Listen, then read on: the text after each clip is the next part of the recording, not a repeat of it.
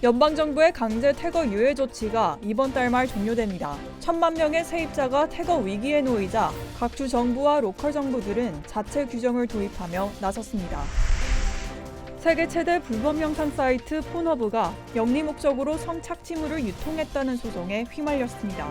소송을 제기한 30명의 여성 중 절반은 미성년자인 것으로 나타나 충격을 더하고 있습니다. 캘리포니아주의 한 명문 기숙학교에서 40년 동안 성폭력 피해가 이어진 것으로 드러났습니다. 학교 측은 이 사실을 알고도 묵인했다는 의혹도 제기돼 파장이 일고 있습니다. 텍사스주에서 총기 면허 없이도 권총을 소지할 수 있는 법안이 최종 통과됐습니다. 법안이 오는 9월부터 시행되는 가운데 과거 총격 사건을 들어 반대하는 목소리도 높아지고 있습니다. 라이언이 모든 카카오 프렌즈와 함께합니다. 그리고 한미 카카오 프렌즈 데뷔카드가 탄생했습니다. 한미 카카오 프렌즈 체킹 계좌를 열면 1% 캐시백과 카카오 프렌즈 캐릭터 상품도 드립니다. 지금 한미닷컴에서 확인하세요. 여러분 안녕하십니까? 6월 17일 첫 소식입니다. 연방정부의 강제 퇴거 유예 조치가 이번 달 말로 만료됩니다. 하지만 세입자 1,000만여 명은 여전히 밀린 렌트비로 인해 퇴거 위기에 처해 있는데요. 미 전역 곳곳에서는 이들을 보호하기 위한 주와 로컬 정부 차원의 자체 퇴거 유예 규정이 확대되고 있는데 보다 근본적인 해결책이 시급하다는 지적도 나옵니다. 김재은 기자의 보도입니다. 미국에서 세입자에 대한 연방정부의 강제 퇴거 유예 조치가 이번 달 말로 종료됩니다. 하지만 렌트비 체납으로 여전히 퇴거 위기에 놓인 세입자는 1,000만여 명. 따라서 유예 조치를 한 차례 더 연장해야 한다는 주장도 나오고 있지만 바이든 행정부가 움직일지는 불투명합니다. They are coming in very large utility bills and multiple bills that are very large, electric, gas, and water. We've got many people are coming in with eviction notices. 대규모 퇴거 사태가 우려되자 일부 주와 로컬 정부들은 자체 퇴거 유예 조치를 도입하며 세입자 보호에 나섰습니다. 버몬트주는 퇴거 유예 조치를 코로나19 비상사태 종료일 후 30일까지, 뉴저지와 뉴욕주는 각각 8월과 9월로 연장했고, 오리건주의 경우 지난해 4월부터 이번 달까지 밀린 렌트비에 대한 회수 기간을 내년 2월까지로 지정했습니다. 도시와 카운티들도 자체 규정을 적용하고 있습니다. 텍사스주 오스틴시와 트래비스 카운티는 강제 퇴거를 오는 8월까지 중단했고, 워싱턴주 캔모에 이어 시애틀도 이를 10월까지 금지할 전망입니다. 다만 모든 주가 퇴거 유예 연장을 찬성하는 것은 아닙니다. 미네소타주는 강제 퇴거 유예 조치가 세입자와 건물주 간 계약을 파기한다며 주지사를 대상으로 소송을 제기했습니다. Governor Walz's eviction moratorium clearly saved lives, and we believe our agreement to off-ramp the eviction moratorium will save the livelihoods, both of renters and landlords. 때문에 퇴거 유예 조치가 연장돼도 퇴거를 일시적으로 미룰 뿐, 세입자와 건물주를 돕기 위해선 근본적인 대안이 필요하다는 지적도 일고 있습니다. MBC 뉴스 김재은입니다. 세계 최대 불법 영상 사이트 폰허브가 미성년자 성착취 논란에 휩싸였습니다. 30여 명의 여성들은 폰허브가 영리 목적으로 성착취물을 유통하고 홍보하고 있다며 소송을 제기했습니다. 피해자 가운데 절반은 미성년자인 것으로 드러나 충격을 주고 있습니다. 홍지은 기자의 보도입니다. 친구로부터 한 통의 문자를 받은 이사벨라. 링크를 확인한 순간 음란물 웹사이트에 자신의 영상이 올려져 있다는 사실을 알게 됐습니다. Video got sent to me and immediately I knew it was me. I mean, my face, my outfit. 17살 때 만났던 남자친구가 강제로 나체 영상을 녹화해 음란물 웹사이트인 폰허브에 유포한 겁니다. 사용자들이 직접 영상을 올리는 방식으로 운영되는 폰허브는 연간 400만 달러가 넘는 돈을 벌면서도 불법 촬영물 유통에 대한 법적 제재를 피하고 있다는 지적입니다. 이사벨라 등 34명의 피해 여성은 폰허브의 모기업인 마인드긱을 미성년자 불법 촬영과 비동의 유포 등 불법적인 콘텐츠를 유통해 이익을 취한 혐의로 소송을 제기했습니다.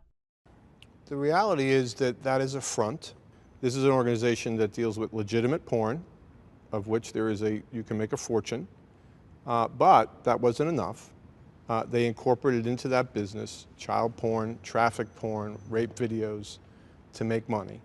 특히 피해자 중 14명은 미성년자로 드러났으며 수면제나 마약 등을 먹인 뒤 몰래 녹화된 영상도 다수 확인됐습니다. 지난 12월 마인드긱은 수백만 개의 미확인 영상을 삭제하고 다운로드 금지와 사용자에 대한 신분 확인 등 새 지침을 발표했습니다. Sexual material and child abuse material has no place on our platform. It makes us lose money. It completely ruins the brand that we have been trying to build for over a decade. 폰허브에서 영상을 삭제했더라도 이미 온라인상에 유포된 상황. 성착취물 재유포는 피해자들의 고통을 가중시키고 있습니다. 폰허브에는 매년 600만 개의 성착취물이 올라오고 있고 N번방과 박사방 등에서 공유된 각종 성범죄 영상들이 재배포돼 피해자에 대한 2차 가해가 이루어지고 있다는 사실이 확인되기도 했습니다. MBC 뉴스 홍지은입니다. 한국에서도 조기 유학으로 많이 보내는 캘리포니아주의 명문 보딩스쿨에서 40년 동안 이어져온 성폭력 피해 사실을 알고도 묵인했다는 폭로가 나와 충격을 주고 있습니다. 캘리포니아주 벤추라 카운티에 위치한 대처 스쿨의 법률 대리인은 졸업생들이 소셜미디어에서 전개 중인 성폭력 피해 캠페인과 관련한 90페이지의 보고서를 공개했습니다.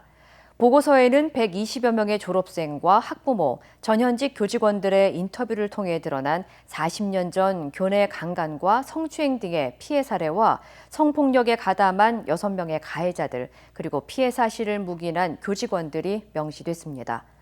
최악의 사건은 1980년쯤 당시 16살이던 학생이 교사로부터 상습적으로 성폭행을 당해 학교 측에 고발했지만 오히려 사실관계 파악 과정에서 학생은 2차 피해를 받고 가해자에 대한 처벌이 이루어지지 않은 것으로 알려졌습니다. 벤추라 카운티 셰리프국은 20건의 사건을 조사하고 있으며 일부는 공소시효가 만료돼 기소 대상에서 제외될 수 있다고 전했습니다. 한편 미국 교육평가기관인 니체 평가의 미국 내 최고의 보딩스쿨 순위에서 이 학교는 14위를 기록했습니다. 오는 9월 1일부터 텍사스주에서는 교육이나 총기 면허 없이도 권총을 소지할 수 있게 됐습니다. 그렉 에버 텍사스 주지사는 오늘 면허 없이 총기를 휴대할 수 있는 법안에 최종 서명했으며 이에 따라 주법이나 연방법에 의해 총기 소지가 금지된 사람이 아니라면 신원조회 절차나 총기 교육, 면허 없이도 공공장소에서 총기 휴대가 가능해졌습니다. I'm signing 7 laws that protect Second Amendment rights in the Lone Star State. Number 1 is probably the biggest and best of them all, and that is the constitutional carry right in the Lone Star State. 하지만 무면허 총기 휴대가 시행될 경우 범죄자들도 총기 휴대가 가능해져 법 집행자들의 안전에도 위협이 될 수 있어 반대하는 목소리도 높습니다. 앞서 지난 12일 텍사스 오스틴의 한 유흥가에서 총기 난사 사건이 발생해 13명이 다치고 1명이 숨졌으며 용의자는 10대 고등학생으로 알려졌습니다. 이에 대해 에버 주지사는 비극적인 일이지만 10대들이 저지른 범죄가 미국에서 총기 권리를 없애기 위한 이유가 될 수는 없다고 반박했습니다. 샌프란시스코에서 90대 아시안 할머니가 대낮에 수차례 흉기에 찔리는 사건이 발생했는데 용의자는 살인 혐의로 여러 차례 체포된 전과자로 드러났으며 보석으로 풀려난 상황에서 이번 범행을 저지른 것으로 드러나 충격을 주고 있습니다. 샌프란시스코 경찰 당국에 따르면 어제 아침 10시 15분쯤 800블락 포스트 스트릿 인근에서 94살 아시안 노인이 흉기에 여러 차례 찔려 중상을 입고 병원으로 후송됐습니다. 용의자는 35살 다니엘 카우이치로 사건 발생 후 2시간여 만에 체포됐으며 당시 살인과 절도 범죄 등의 전력으로 전자발찌를 차고 있었습니다. 경찰은 용의자를 체포했지만 이번 사건이 혐오 범죄인지 여부를 수사 중이라며 목격자들의 제보를 당부했습니다. 미국 정부의 코로나19 알약 치료제 개발이 가속화될 전망입니다. 앤서니 파우치 국립 알레르기 전염병 연구소 소장은 어제 백악관 브리핑을 통해 조 바이든 행정부가 백신에 이어 먹는 약 형태의 치료제 개발에 32억 달러를 지원한다고 발표했습니다. 이와 함께 미국 정부는 백신 개발 때와 마찬가지로 치료제에 대해서도 임상 단계를 신속하게 진행하기로 했습니다. 연방식품의약국 FDA는 이미 코로나19 치료제로 항바이러스 약물인 렘데시비르를 승인한 상태지만 이는 정맥 주사 형태의 약으로 간편하게 사용할 수 없다는 지적이 제기돼 왔습니다. 현재 미국에서는 화이자를 비롯해 머크앤드컴퍼니, 로슈 등 여러 제약회사가 경구용 치료제를 개발 중이며 일부 임상시험 결과가 이르면 올 가을 나올 것으로 전망됐습니다. 한인 커뮤니티의 최대 잔치인 LA 한인축제가 오는 10월 개막합니다. 팬데믹으로 전격 취소된 후 2년 만에 돌아온 만큼 철저한 방역 준비와 함께 어느 때보다 풍성한 잔치를 만들겠다는 각오입니다. 여준호 기자의 보도입니다. 팬데믹으로 사실상 2년 동안 모든 일정이 취소됐던 LA 한인축제. LA 지역의 방역 규제가 대부분 해제되면서 올해 한인축제도 본격적인 준비에 나섰습니다. 축제를 열기 위한 LA시와 보건당국의 허가도 받았습니다. 저희 축제가 10월 14일부터 17일까지 3박 4일을 하기 때문에 지금 약 3개월 조금 넘게 남았습니다. 이 볼거리라든지 먹거리라든지 또 살거리를 전부 다 충족하게 지금 하기 위해서 저희 이사진들이 모두 혼신의 힘을 다해서 지금 축제를 위해서 노력을 하고 있습니다. 지금. 특히 올해 축제는 타 커뮤니티와의 교류 증진을 위한 행사가 더욱 풍성해질 전망입니다. 지난해 조지 플로이드 사망 사건으로 촉발된 소요 사태 등 유난히 인종 갈등이 심각했던 시기를 겪은 만큼 다민족과 함께하는 축제라는 슬로건을 통해 화합과 다양성을 주제로 한 다채로운 이벤트도 추진 중입니다. 지금 가장 신경 쓰는 부분 중에 하나가 이 주위에 우리 한인 커뮤니티 주위에서 흑인 커뮤니티라든지 또는 라티노 커뮤니티라든지 또는 방글라데시 커뮤니티라든지 이 외의 커뮤니티를 우리가 다 같이 해서 좀 이거를 화합의 장으로 한번 끌어보자라는 게 우리의 기본적인 생각이에요. 재단 임원진은 다음 달 한국에서 농수산 엑스포와 축제 공연을 위한 실무 절차에 돌입합니다. 축제 기간 많은 인파가 몰릴 수 있는 만큼 방역 관리도 철저히 진행하겠다는 계획입니다. 미국으로 오신 농수산 엑스포에 참여하시는 분들은 한국에서 백신 다 맞고 오겠지만 혹시 못 맞으신 분이 계시면 저희들이 로산제 우리 축제에서 지금 백신을 맞도록 해드리겠습니다. LA 지역의 코로나 제한 조치가 대부분 해제되고 있는 가운데 한인사회 최대 이벤트인 한인축제가 다가오면서 움츠려 있던 지역 경제에도 새로운 활력을 불어넣을 것이란 기대가 커지고 있습니다. MBC 뉴스 여준호입니다. 한인 연방하원 의원이 한국에 코로나19 백신 공급을 확대할 것을 미 행정부에 촉구했습니다. 미셸 박스틸 연방하원 의원은 토니 블링컨 국무장관에게 보낸 서한에서 한국이 더 큰 백신 접근권을 확보하도록 미국이 계속 지원할 것을 촉구한다며 동맹국들이 백신에 더 빨리 접근해야 세계 경제에 도움이 될 것이라고 강조했습니다. 또 한미동맹의 중요성도 거듭 강조하면서 중국이 세계보건 안보에 미치는 영향력에 대한 우려도 지적했습니다.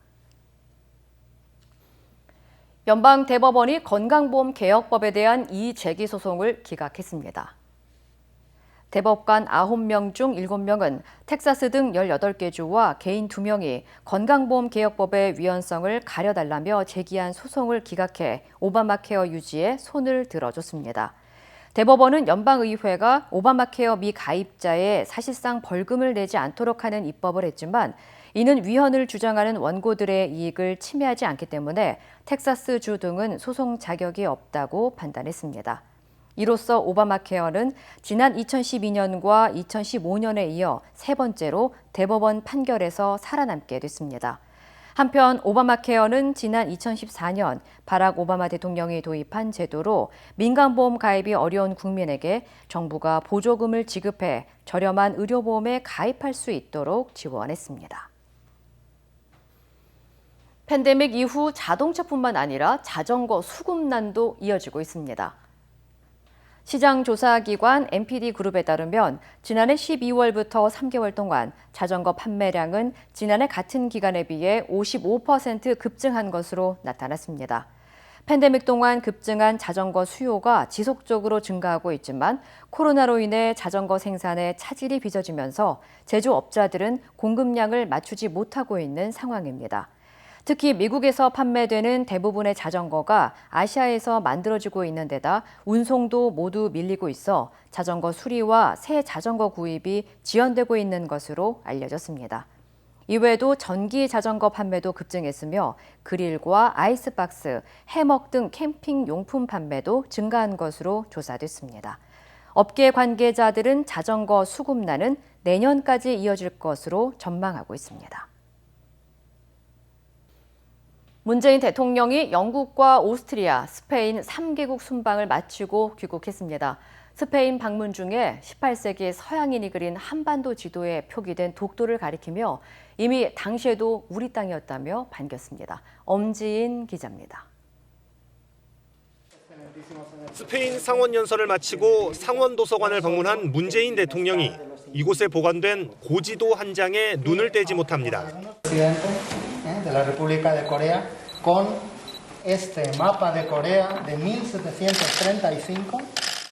18세기 프랑스 지리학자가 그린 한반도 지도, 조선 왕국 전도입니다. 서양인이 그린 현존하는 지도 중 가장 오래된 지도로 알려져 있습니다. 동해 위 선명한 두 개의 섬엔 중국어 발음으로 울릉도와 천산도라는 이름이 붙었습니다. 천산도, 당시 우산도라 부른 독도의 한자를 혼동한 겁니다. 스페인 순방 중 서양에서 가장 오래된 한반도 지도에서 독도를 발견한 겁니다. 한국 국민들에게는 독도가 이미 이 시기부터 한국의 조직심을 보여주는 소중한 사례라고 할 수 있습니다. 공교롭게도 G7 회의 당시 일본이 우리나라의 독도 수호 훈련을 문제 삼아 한일 정상 간 약식 회담을 무산시켰다는 논란이 불거진 직후에 문 대통령이 예정에 없던 도서관을 방문하고 독도 발언을 한 건 일본을 겨냥한 행보라는 해석도 나옵니다. 한국과 만나는 것보다는 일종의 한국 때리기를 통해서 하는 것이 정치적 이득이가 아니냐 판단을 한 것 같고요.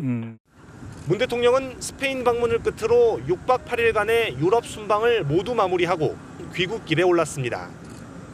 청와대는 G7 정상회의 2년 연속 초청과 코로나19 이후 첫 국빈 방문 등을 통해 외교적 위상을 높였다고 평가했습니다. MBC 뉴스 엄지인입니다. 바이든 행정부 출범 이후 처음으로 김정은 북한 국무위원장이 대미 관계의 전략 대응과 활동 방향을 밝혔습니다.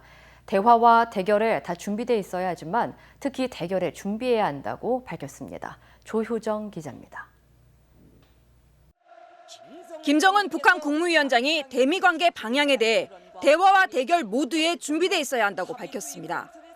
조선중앙방송은 어제 열린 노동당 전원회의 3일째 회의에서 김정은 총비서 동지가 새로 출범한 미 행정부의 정책 방향을 상세히 분석하고 금후 대미 관계에서 견지할 적중한 전략 전술적 대응과 활동 방안을 명시했다고 보도했습니다. 김 위원장은 우리 국가의 존엄과 자주적인 발전 이익을 수호하고 평화적 환경과 국가의 안전을 믿음직하게 담보하자면 대화와 대결에도 다 준비돼 있어야 한다면서 특히 대결에는 더욱 빈틈없이 준비돼 있어야 한다고 강조했습니다. 이어 시시각각 변화되는 상황에 예민하고 기민하게 반응 대응하며 한반도 정세를 안정적으로 관리해 나가는데 주력해 나가야 한다고 밝혔습니다. 김 위원장의 이와 같은 언급은 조 바이든 미 행정부 출범 이후 처음으로 내놓는 공식적인 대외 메시지입니다. 한반도의 완전한 비핵화와 북한 인권, 대북 제재 이행 등을 강조한 미국의 새로운 대북 정책 검토 결과와 관련해 기존의 강대강 원칙을 재확인하면서도 대화 가능성에 대해서도 여지를 남겨둔 것으로 해석됩니다. 특히 오는 19일 성김 미 국무부 대북 특별대표의 방한과 21일 한미일 북핵 수석대표 협의를 앞두고 있는 상황에서 대미 외교 정책의 지향점을 전달하려 한 것으로 보입니다. MBC 뉴스 조효정입니다. 큰 불이 나 소방관 1명이 실종된 경기도 이천의 쿠팡 물류센터. 화재 현장에는 밤새 진화 작업이 계속됐습니다. 김지인 기자입니다. 지금 뒤로 보시는 것처럼 건물 외벽이 새까맣게 탔고 검은 연기도 솟구치고 있습니다. 폭발음까지 들려오고 있는 상황입니다. 진화 작업이 만 하루를 넘겨 계속 이어지고 있는데요. 거센 불길 때문에 건물 붕괴 우려까지 나오면서 추가 인명피해를 우려한 소방당국은 어제 오후 수색 작업을 중단했습니다. 실종된 소방관은 경기 광주소방서 소속 119 구조대장 52살 김모 소방경인데요. 어제 오전 큰 불이 잡히자 동료 4명과 함께 혹시 미처 대피하지 못한 사람은 없는지 살피러 지하 2층에 들어갔습니다. 불길이 갑자기 되살아나 대피 지시가 떨어졌는데 뒤따르던 대원 4명과 달리 가장 선두에서 대원들을 이끌던 김 소방경은 미처 빠져나오지 못한 겁니다. 실종 당시 최대 50분가량 사용할 수 있는 공기통을 메고 있었기 때문에 소방 관계자는 기적을 바란다면서도 낙관할 수만은 없는 상황이라고 안타까움을 전했습니다. 소방당국은 밤새 400여 명의 소방 인력과 130여 대의 소방 장비가 투입돼 바로 옆 롯데택배 건물로 불이 번지는 걸 막았고요. 또 건물 붕괴를 막기 위해 특수차로 외벽 온도를 낮추는 작업도 병행했습니다. 물류센터 특성상 내부의 택배 포장에 사용되는 종이 박스와 비닐 같은 잘 타는 물건들이 많아 진화 작업에 어려움을 겪고 있습니다.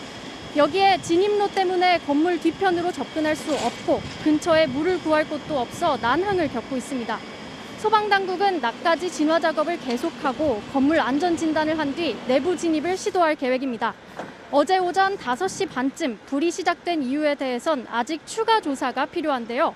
경찰과 소방당국은 지하 2층 창고 CCTV를 통해 콘센트에서 불꽃과 연기가 난 것을 확인했다고 밝혔고 스프링클러 작동 여부도 조사하겠다는 계획입니다.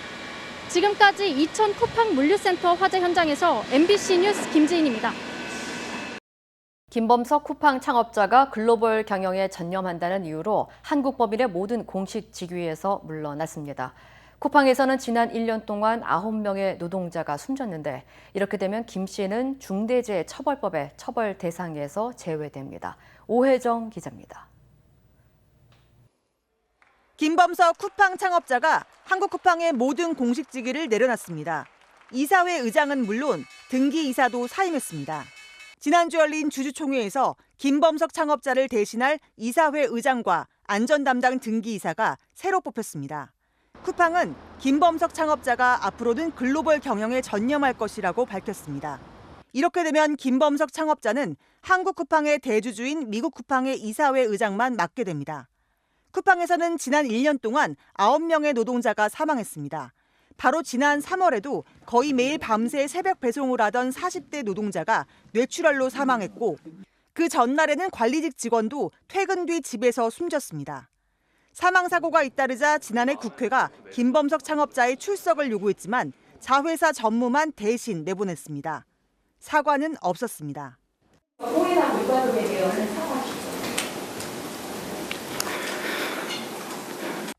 중대재해처벌법은 내년 1월부터 시행됩니다.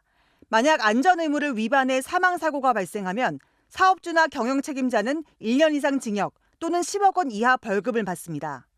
하지만 김범석 창업자처럼 공식 직위를 모두 내려놓으면 처벌은 거의 불가능합니다. 실질적인 권한과 책임이 있다는 걸 입증하기 어렵기 때문입니다. 김범석 같은 경우에는 사실상 회사를 지배하는 자이기 때문에 사내이사이고 이사의 의장이면 처벌 가능성이 있을 수 있습니다. 그걸 사전에 제거하기 위해서 사임한 것이 아니냐라는 생각이 드는 것이고요.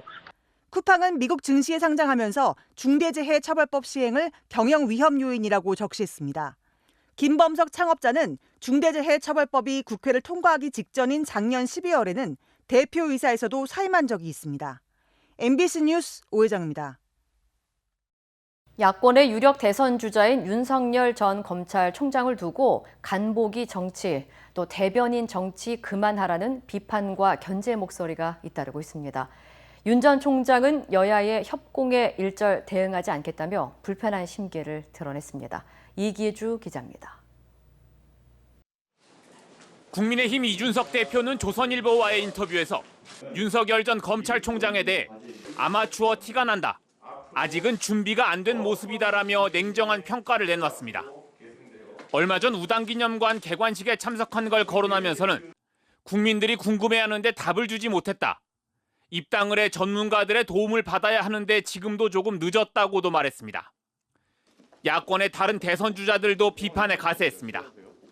말이 모호하다. 자신감이 없는 것 같다는 평가부터 왜 정치를 하게 됐는지 본인 입으로 들어본 적이 없다. 간보기는 그만하라는 지적도 나왔습니다. 간보기 제발 그만하고 빨리 링 위에 올라오라. 이런 애매한 상태에 있는 것보다는 빨리 링 위에 올라오는 게 그게 국민에 대한 도리 아니냐. 말이 대체로 모호하고 또 대변인을 통한 전언만 반복되는 것에 대한 비판은 여야 모두에서 이어지고 있습니다. 송영길 민주당 대표는 과거 BBK 사건처럼 문제가 불거질 것이라고 자신했고 추미애 전 법무부 장관은 윤 전 총장의 중도 낙마 가능성까지 제기했습니다. 저만큼 윤 총장을 잘 아는 사람이 없기 때문에 제가 꼼 잡는 매다. 언론의 검증을 아무리 피하려고 조정동의 그 추론성을 내세운다 하더라도 시간 문제다. 윤 전 총장은 발끈했습니다. 대변인을 통해 여야의 협공에 일절 대응하지 않겠다. 내 갈 길만 가겠다는 메시지를 내놨습니다. 이후 추가 입장문도 내 윤 전 총장의 정치 참여 선언은 착착 진행 중이고 그때는 본인의 입으로 얘기할 것이라고 밝혔습니다. 특히 이준석 대표에 대해선 걱정해 주셔서 감사하다고 언급해 불편한 심기를 감추지 않았습니다. 또 윤 전 총장은 함부로 움직이지 않고 태산처럼 무겁게 움직일 것이라고도 강조했습니다. 윤 전 총장 측의 반발에 대해 이준석 대표는 이견보다는 비슷한 점을 많이 강조하겠다며 한 발 물러섰습니다. MBC 뉴스 이기주입니다. 아워홈 사주 일가가 창사 이래 처음 적자를 내고도 수백억 원의 배당금 잔치를 벌였습니다. 4남매가 챙겨간 배당금 760억 원에 달합니다. 김세로 기자입니다. 지난 2000년 LG그룹에서 분리된 아워홈. 단체 급식과 식자재 유통이 주력 사업입니다. 2019년 매출은 1조 8,700억 원이었습니다. 그런데 사주가 사고를 쳤습니다. 지난해 9월 구본성 대표이사가 보복운전으로 상대차와 운전자를 들이받았습니다.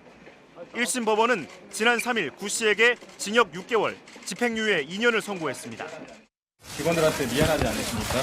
대표이사 아직 그만두실 겁니까? 법원 판결 하루 뒤에 열린 주주총회. 구본성 씨의 세 여동생들은 힘을 합쳐 구 씨를 대표이사에서 해임했습니다. 막내 구지은 씨가 새 대표이사가 됐습니다. 남매의 난이 일어난 겁니다. 하지만 싸울 땐 싸우더라도 배당금은 4남매가 사이좋게 나눴습니다. 구본성 전 대표 299억 원, 구지은 현 대표 160억 원, 이런 식으로 4남매가 가져간 돈은 760억 원입니다. 회사가 흑자를 많이 내서 배당한 걸까? 아니었습니다. 지난해 아워홈은 코로나19의 직격탄을 맞아 매출이 13% 줄면서 영업이익 적자가 93억 원에 달했습니다. 창사 이래 처음으로 적자가 났는데도 배당금은 사상 최고로 준 겁니다. 지금 경영진들의 의견은 고배당 기조가 문제가 있고 개선하겠다 이런 입장이어서 다음 이사회나 주총에서는 개선하겠다고 말씀. 이런 회사들은 또 있습니다.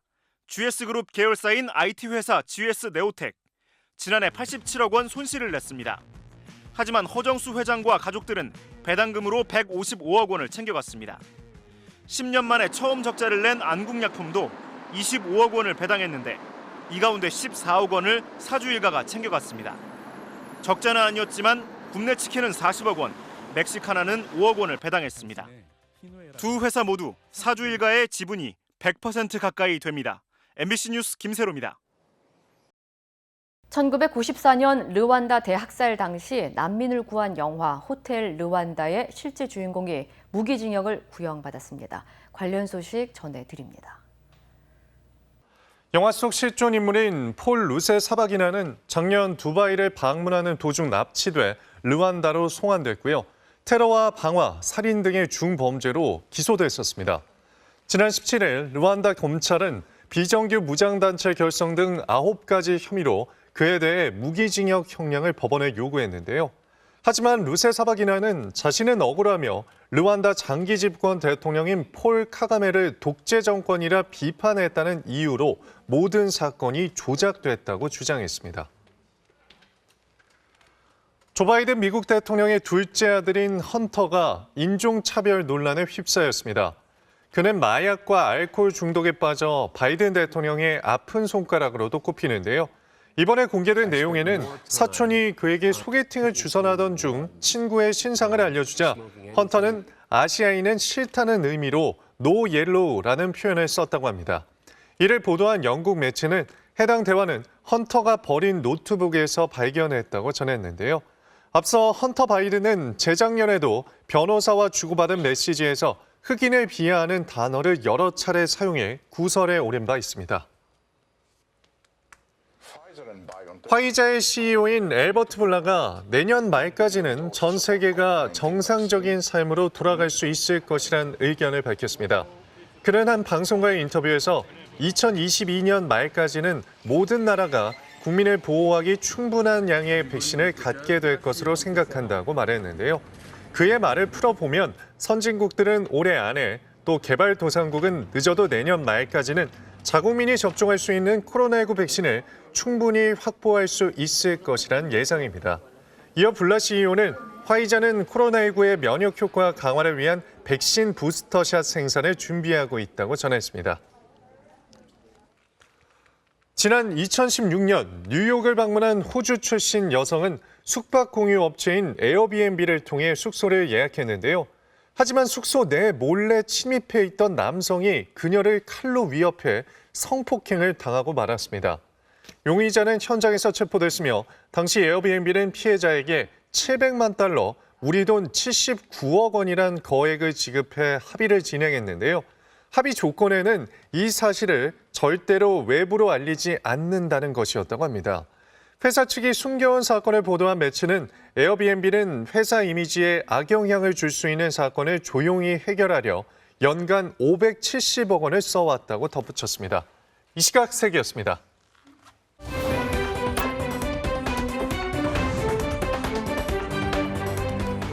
인터넷과 SNS에서 화제가 된 이슈를 전해드리는 투데이 이슈톡 시간입니다. 지하철 안에서 흡연하는 영상이 공개돼 논란이 일고 있습니다. 이슈톡 첫 번째 키워드는 지하철 4호선 담배남의 적반하장입니다. 어제 한 온라인 커뮤니티에 지난 4월 서울 지하철 4호선 내부에서 흡연하고 있는 사람의 영상이 올라왔습니다. 승객으로 가득 찬 전동차 아니었지만 흡연자는 주변을 의식하지 않은 채 마스크를 턱 쪽으로 내린 뒤 연기를 내뿜고 있는데요.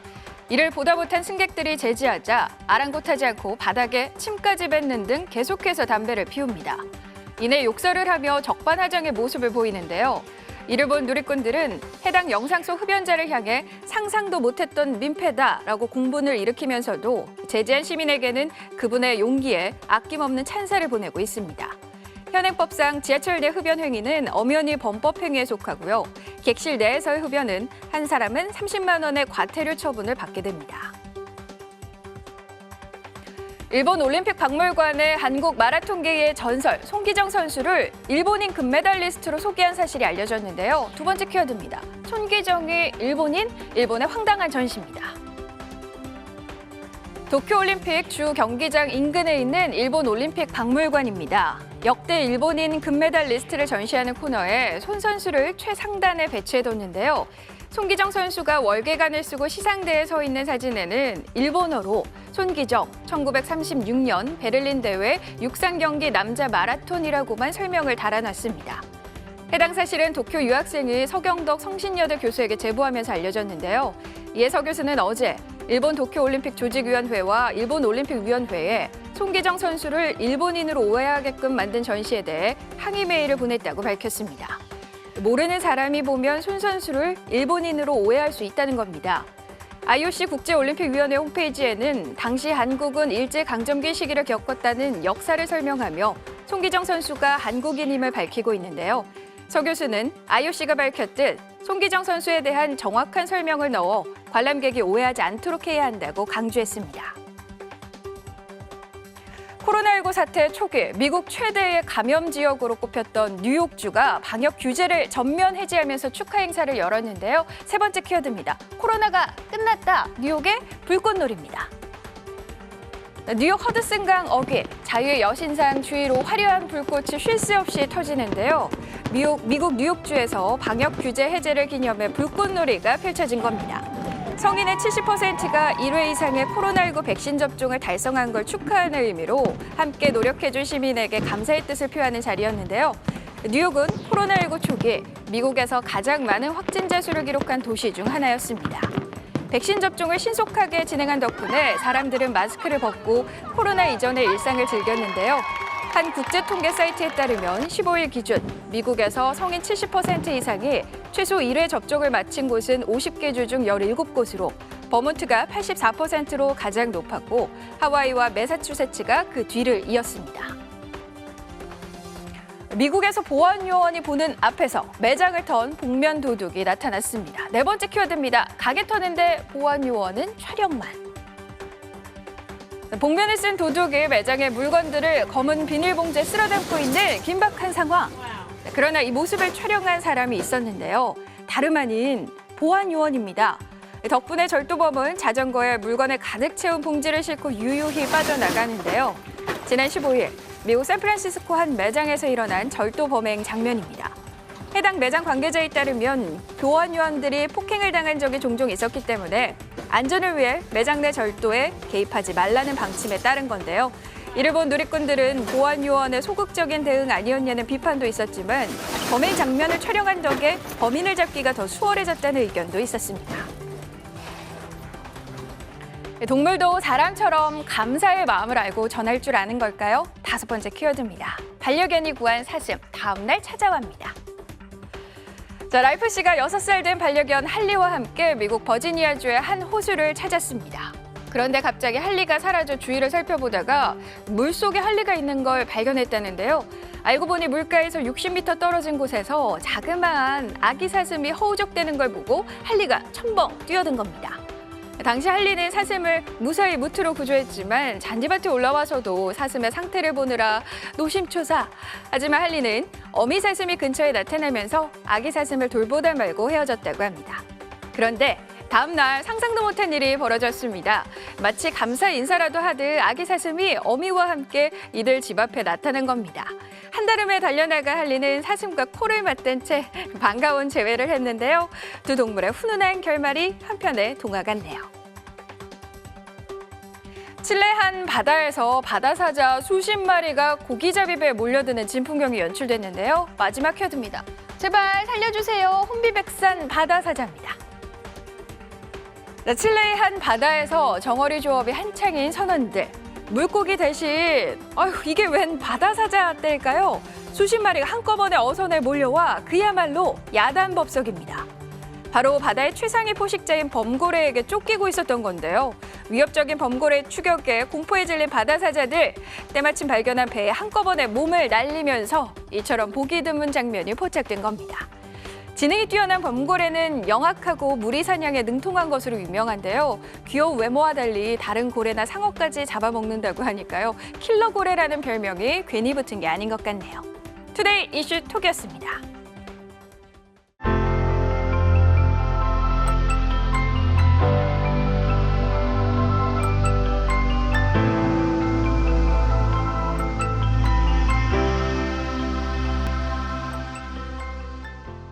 라이언이 모든 카카오 프렌즈와 함께합니다. 그리고 한미 카카오 프렌즈 데뷔카드가 탄생했습니다. 한미 카카오 프렌즈 체킹 계좌를 열면 1% 캐시백과 카카오 프렌즈 캐릭터 상품도 드립니다. 지금 한미닷컴에서 확인하세요.